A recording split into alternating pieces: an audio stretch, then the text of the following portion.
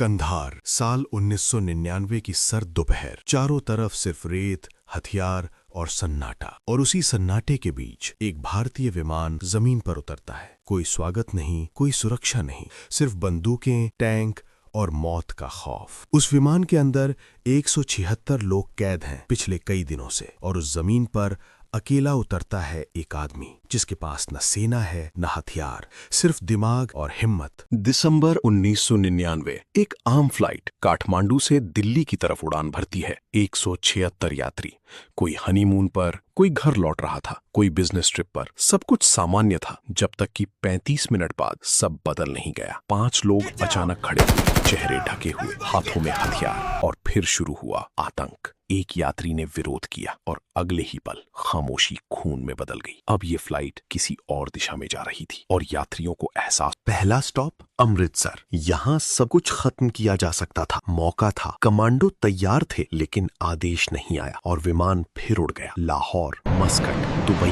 हर जगह उम्मीद थी, लेकिन हर जगह डर।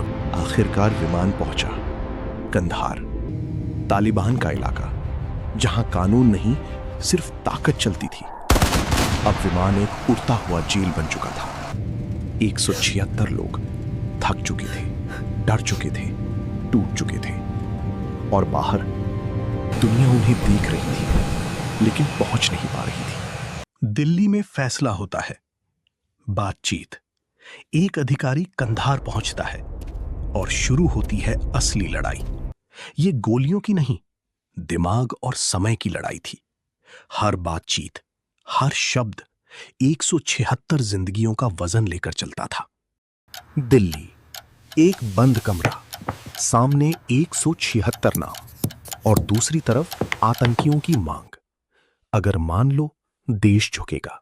अगर ना मानो, लोग मरेंगे। और फिर लिया जाता है एक ऐसा फैसला जिसकी कीमत सालों तक चुकानी पड़ेगी। दरवाजा खुलता है।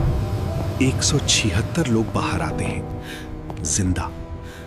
लेकिन कहानी यहीं खत्म नहीं होती, क्योंकि उस दिन जो छोड़ा गया वो आगे चलकर कई बड़े हमलों की वजह बनता है।